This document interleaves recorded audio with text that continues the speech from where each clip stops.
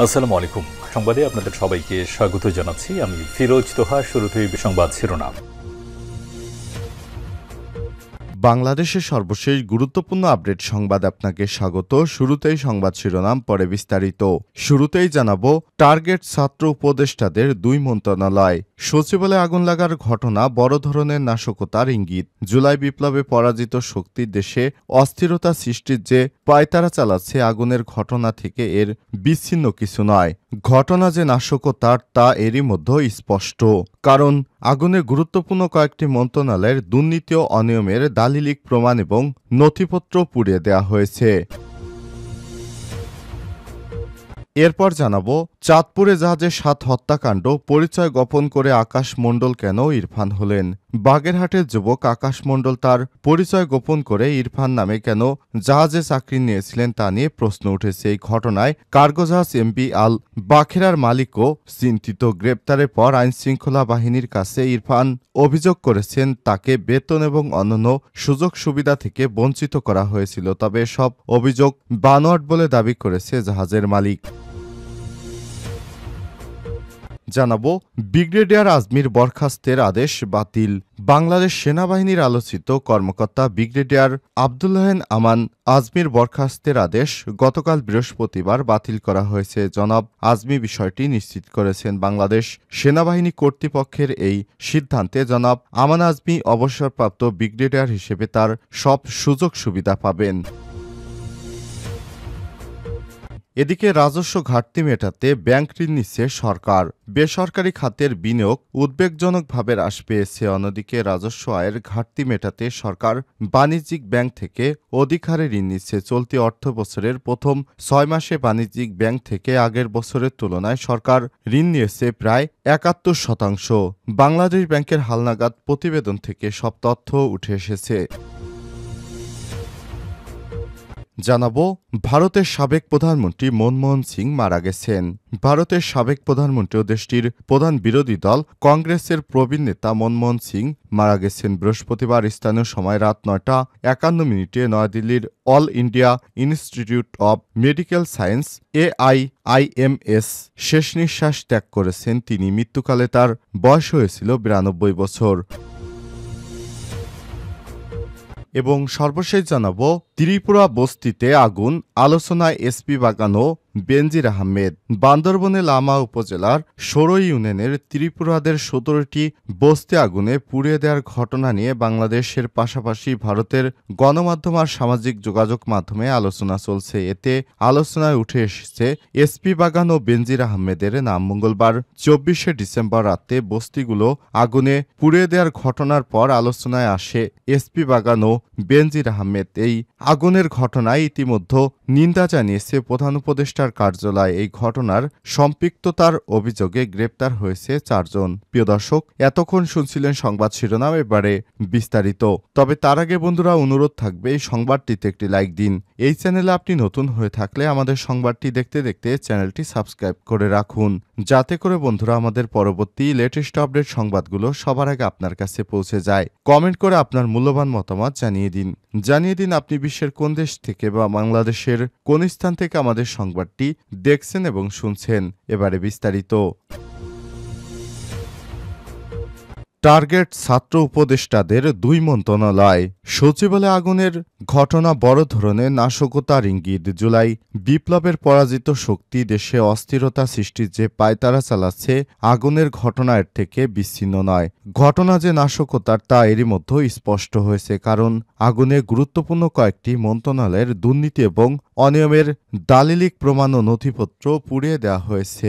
এছাড়াও সচিবালয়ে গত কয়েকদিন ধরে প্রশাসন ক্যাডারের কর্মকর্তারা আন্দোলন করছেন। তারা প্রশাসন সংস্কার কমিশনের চেয়ারম্যান মোহিত চৌধুরীর অপসারণেরও দাবি করেন। এর আগে ডক্টরস মুভমেন্ট ফর জাস্টিসের ব্যানারে ডাক্তাররা হাসপাতালে কর্মবিরতি এবং শাহবাগ অবরোধ করে মঙ্গলবার রাতে সচিবালয়ে আগুন লাগিয়ে দেওয়া হয়। এই ঘটনাগুলো একই সূত্রে গাঁথা। জুলাই বিপ্লবের সমন্বয়কে স্থানীয় সরকার ও যুব ক্রীড়া মন্ত্রণালয়ের উপদেষ্টা আসিফ মাহমুদ সজীব ভুঁইয়া কড়া হুঁশিয়ারি দিয়ে জানিয়েছেন, ষড়যন্ত্র হচ্ছে, আমাদের ব্যর্থ করার ষড়যন্ত্র পর্যন্ত যারাই জড়িত থাকবে তাদের বিন্দু পরিমাণ ছাড় দেওয়া হবে না। তিনি ইঙ্গিত দেন স্থানীয় সরকার মন্ত্রণালয়ে লুটপাট ও দুর্নীতি ধামাচাপা দিতে এই আগুন লাগার ঘটনা ঘটানো হতে পারে। সচিবালয়ের একটি সূত্র থেকে বলা হয়েছে, নাশকতায় 2 জন ছাত্র উপদেষ্টা নাহিদ ও আসিফের মন্ত্রণালয়কে টার্গেট করা হয়েছে। সচিবালয়ের 7 নম্বর ভবনে এই 2 জন উপদেষ্টার দপ্তর। উল্লেখ্য, অন্তর্বর্তীকালীন সরকারের দায়িত্ব নেয়ার পর থেকেই সচিবালয়ে একের পর এক ঘটনা ঘটে। চাকরি জাতীয়করণের নামে চুক্তিতে নিয়োজিত আনসারদের আন্দোলন ছিল একটা বড় ধরনের ষড়যন্ত্র। এই ষড়যন্ত্র কঠোরভাবে মোকাবেলায় বেশ কিছুদিন নানা ধরনের বিক্ষোভ দেখা দেয়নি। গত কয়েক সপ্তাহ ধরে আবার তা মাথাচাড়া দিয়ে উঠেছে। সব ঘটনা কেন ঘটছে তা পর্যালোচনা করে উদ্ঘাটন করা খুবই জরুরি। এ বিষয়ে মনিটরিং না থাকলে এবং শক্ত হাতে তা দমন না করলে আরও বড় ধরনের নাশকতার ঘটনা ঘটে যেতে পারে বলে অনেকেরই আশঙ্কা। পরিচয় গোপন করে আকাশ মণ্ডল কেন ইরফান হলেন? চাঁদপুর জাহাজে 7 হত্যাকাণ্ড। বাগেরহাটের যুবক আকাশ মণ্ডল তার পরিচয় গোপন করে ইরফান নামে কেন জাহাজে চাকরি নিলেন তা নিয়ে প্রশ্ন উঠেছে। এই ঘটনায় জাহাজ এমবি আল বাখেরার মালিকও অনিশ্চিত। গ্রেপ্তারের পর আইনশৃঙ্খলা বাহিনীর কাছে ইরফান অভিযোগ করে বলেছেন, তাকে বেতন এবং অন্যান্য সুযোগ সুবিধা থেকে বঞ্চিত করা হয়েছিল। তবে এসব অভিযোগ বানোয়াট বলে দাবি করেছে জাহাজের মালিক। চাঁদপুরের মেঘনায় সংগঠিত 7 খুনের মামলার আসামি আকাশ মণ্ডল ওরফে ইরফান রিমান্ডে নিয়ে জিজ্ঞাসাবাদ শুরু করেছে পুলিশ। তাকে চাঁদপুর সদর মডেল থানার হাজতখানায় রাখা হয়েছে এবং নেওয়া হয়েছে নিশ্চিদ্র নিরাপত্তার আওতায়। মামলার তদন্ত কর্মকর্তা নৌপুলিশ মোহাম্মদ কামাল খান তাকে জিজ্ঞাসাবাদ করেছেন। গত বুধবার 25শে ডিসেম্বর চাঁদপুরের জুডিশিয়াল ম্যাজিস্ট্রেট 5 নং আদালতের বিচারক মোহাম্মদ ফারাদ সাদিক 7 দিনের রিমান্ড মঞ্জুর করেন। এর আগে মঙ্গলবার মধ্যরাতে র্যাব 11-এর বিশেষ একটি দল বাগেরহাটের চিতলমারি থেকে আত্মগোপনে থাকা ইরফানকে গ্রেপ্তার করে এবং তার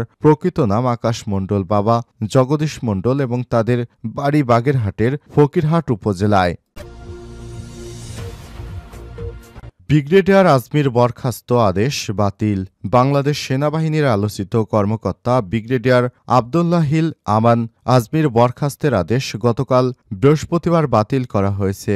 জনাব আজমি বিষয়টি নিশ্চিত করেছেন। বাংলাদেশ সেনাবাহিনী কর্তৃপক্ষের এই সিদ্ধান্তে জনাব আমান আজমি অবসরপ্রাপ্ত ব্রিগেডিয়ার হিসেবে তার সব সুযোগ সুবিধা পাবেন। ব্রিগেডিয়ার আজমিকে 2009 সালে শেখ হাসিনা সরকারের সময় তার পদ থেকে বরখাস্ত করা হয়। এতে তিনি সেনাবাহিনীতে কর্মরত থাকার সময় সব বেনিফিট ও সুবিধা থেকে বঞ্চিত হন। তিনি এ আদেশের বৈধতা চ্যালেঞ্জ করে হাইকোর্টে রিট করেন। 2016 সালে ব্রিগেডিয়ার আজমিকে গুম করে আয়নাঘরের অভ্যন্তরীণ স্থানে রাখা হয়। 2024 সালের আগস্টে বিপ্লবের পর জনাব আমান আজমি মুক্তি লাভ করেন এবং গুমে থাকা 8 বছরে তিনি সূর্যের আলো দেখার সুযোগ পাননি বলে জানান। উল্লেখ্য, ব্রিগেডিয়ার আবদুল্লাহিয়াল আজমি সেনাবাহিনীতে সোর্ট অব অনার পাওয়ারের একজন চৌকস কর্মকর্তা ছিলেন, কিন্তু তিনি জামাত ইসলামের আমির অধ্যাপক গোলাম আজমের ছেলে হওয়ার কারণে প্রাপ্য পদোন্নতি এবং পদায়ন থেকে বঞ্চিত হন।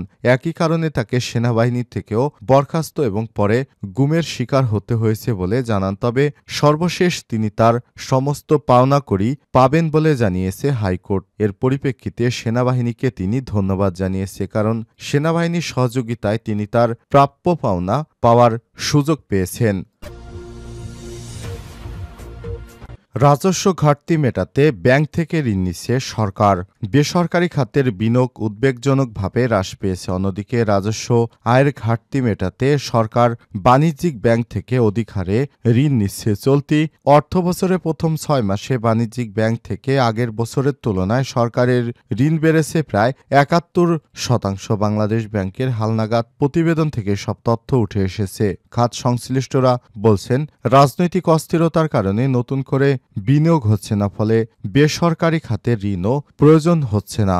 আবার ব্যাংকগুলো ঝুঁকি বিবেচনায় নতুন করে ঋণ দিচ্ছে না। সরকারের ঋণের সুদহার ঊর্ধ্বমুখী এবং নিরাপদ হয় ব্যাংকগুলো সেখানে বিনিয়োগ করছে। এছাড়াও রাজস্ব আয় না থাকায় সরকার বাণিজ্যিক ব্যাংক থেকে ঋণ বাড়িয়েছে, ফলে এ খাত থেকে সরকারের ঋণ বাড়ছে। বাংলাদেশ ব্যাংকের প্রতিবেদন অনুযায়ী চলতি অর্থবছরে জুলাই থেকে সেপ্টেম্বর সরকার বাণিজ্যিক ব্যাংকগুলোর থেকে ঋণ নিয়েছে 65,226 কোটি টাকা। গত অর্থবছরে একই সময় ছিল 38,345 কোটি টাকা, অর্থাৎ এই বছরের ব্যবধানে ঋণ বেড়েছে 27,345 কোটি টাকা বা 70.62%। বিশ্বব্যাংক ঢাকা অফিসের সাবেক প্রধান অর্থনীতিবিদ ডক্টর জাহিদ হোসেন আমার দেশকে বলেছেন, রাজস্ব আদায়ে প্রবৃদ্ধি নেই, আবার সরকারের চাহিদাও কমছে না, তাই সরকারের চাহিদা মেটাতে বাণিজ্যিক ব্যাংক থেকে ঋণ নিচ্ছে, আর ব্যাংকগুলো উচ্চ সুদ ও নিরাপদ বিনিয়োগের কারণে সরকারকে ঋণ দিচ্ছে। বেসরকারি খাতে ঋণ না যাওয়ায় আগামী অর্থনীতি পরিস্থিতি কেমন হতে পারে জানতে চাইলে তিনি বলেছেন, বেসরকারি খাতের স্থবিরতা ভিন্ন কারণে রাজনৈতিক অনিশ্চয়তার সঙ্গে মূল্যস্ফীতি উচ্চ পর্যায়ে রয়েছে, মানুষের ক্রয় ক্ষমতা কমে গেছে। আগামীতে অর্থনীতির নীতিগুলো কি হবে তা এখনো স্পষ্ট নয়। যদিও ব্যাংক, জ্বালানি ও বিদ্যুৎ খাতে বেশ কিছু উদ্যোগ দেখা যাচ্ছে, তবে সংস্কার এখন কোনো অগ্রগতি দেখা যাচ্ছে না। সব বেসরকারি খাতে স্থবিরতার বড় কারণ। তিনি আরও বলেছেন, ব্যবসায়ীরা সুদহার বাড়িয়ে যাওয়ার কারণে যে স্থবিরতার কথা বলা হচ্ছে তা ঠিক নয়। এটা মৌলিক কারণ নয়, বরং অজুহাত। সুদের হার কমালে সব ঠিক হয়ে যাবে না, কারণ সুদের হার যখন 9% ছিল সে সময় বিনিয়োগের কোনো রকম প্রাণ দেখা যায়নি। শুধুমাত্র দেশ থেকে হুন্ডির মাধ্যমে টাকা পাচারের কিছু নমুনা দেখা গিয়েছে। এদিকে প্রতিবেদনে বাণিজ্যিক ব্যাংক থেকে ঋণ নিয়ে সরকার কেন্দ্রীয় ব্যাংকের আগের ঋণ পরিশোধ করতে দেখা গেছে। তথ্য অনুযায়ী চলতি অর্থবছরে জুলাই-ডিসেম্বর পর্যন্ত সরকার কেন্দ্রীয় ব্যাংকের 44,479 কোটি টাকা আগে ঋণ পরিশোধ করেছে। গত অর্থবছরে এর পরিমাণ ছিল 43,709 কোটি টাকা। ফলে অর্থবছরে এখন পর্যন্ত ব্যাংক খাত থেকে সরকারের নিট ঋণ দাঁড়িয়েছে 20,946 কোটি টাকা। যদিও গত অর্থবছরে এই নিট ছিল 5,365 কোটি টাকা ঋণাত্মক ছিল।